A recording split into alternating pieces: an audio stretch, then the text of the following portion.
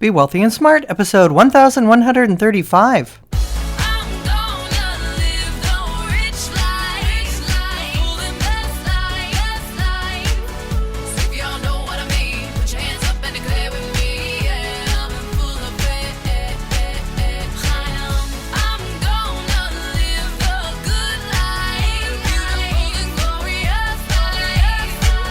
Step into a world of wealth and financial freedom without budgets, boredom, or bosses on Be Wealthy and Smart. And now, here's your host, Linda P. Jones. Welcome to Be Wealthy and Smart. I'm Linda P. Jones, America's Wealth Mentor, empowering women and men worldwide to financial freedom.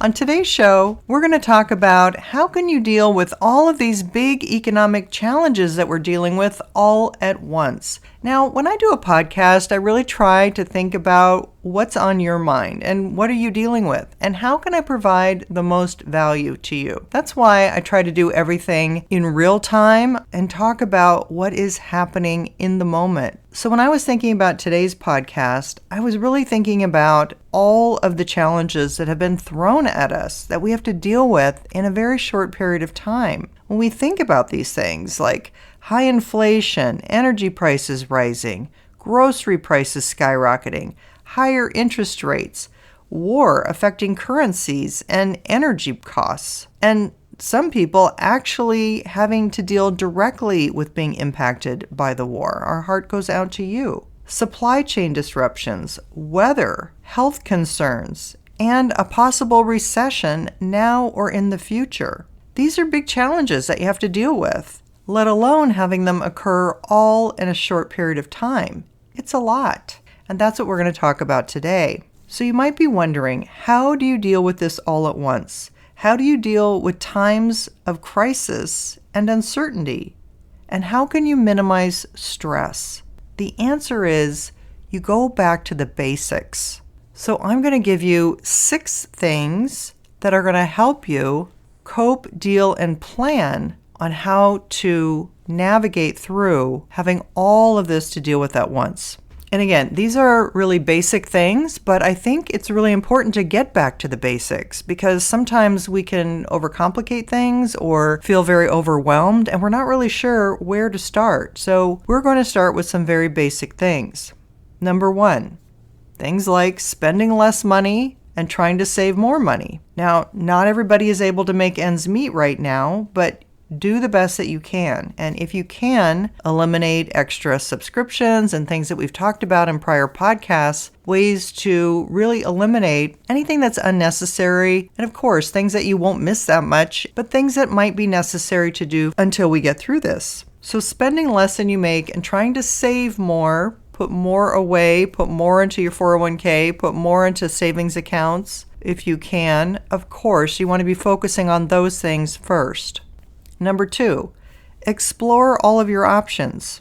If you need more income, what can you do to work for additional income? Or if you have a business, what can you do in your business to provide additional income, like hiring a contract worker or something like that? Is there something you can do around the house, like having a garage sale or selling one of your cars? So really look at what are all of the options that you have.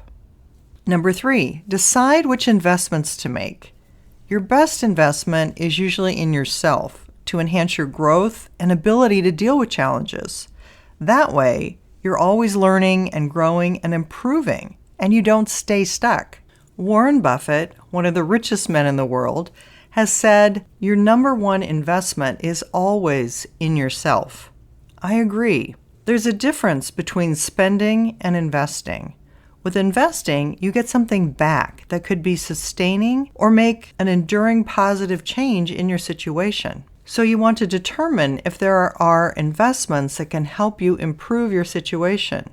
Is there education, temporary help that you could hire, or a way to increase your skill set to move you beyond spinning your wheels and to get you to the next level? Do you need to buy ads for your business or hire a marketing person or become a certified coach or learn about cryptocurrencies or become a driver for Uber? What is the education that you need that's going to really help you and get you out of your situation and move you forward? We don't know how long these times will go on, so these things are for you to consider and give thought to. Number 4, write down all of your options. It's good to get things out of your head and look at your options on paper. You want to look at your SWOT chart, your strengths, your weaknesses, your opportunities and obstacles, your timeliness and tasks. Once you get it out of your head, you can really look at it and study it, and things can become clearer than really having it swirl around in your mind. That allows you to really make plans based on the highest reward with the least long-term cost or effort. Number 5, tap into your intuition. Ask your inner voice, what would be helpful? It's often your answer from spirit or your highest knowing that's going to help you make the right decision and for you to be at peace about it. And number 6, cut yourself some slack. Hopefully these times will be temporary, so you need to give yourself some space to navigate. You may have to do things you normally wouldn't do, so you have to cut yourself some slack. Maybe you have to borrow money or dip into savings, and that really bothers you, but it's necessary to pay your bills. If that's the case, cut yourself some slack. So just to review those 6 again quickly.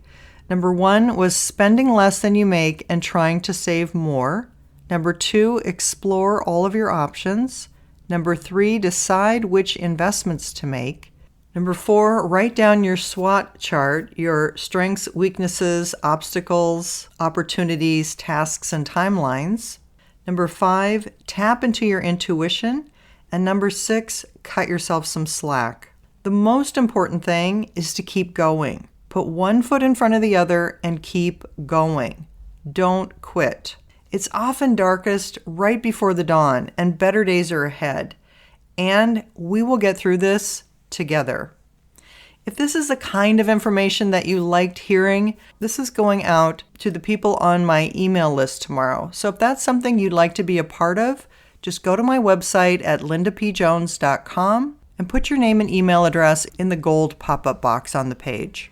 Then once a week on Thursday, you'll get a written message from me with some money tips that are easy to implement. That's all for today. Until next time, live the good life and be wealthy and smart.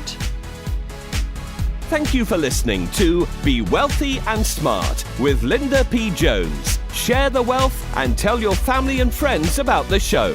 Check out our website, blog, and social media for more riches at www.bewealthyandsmart.com.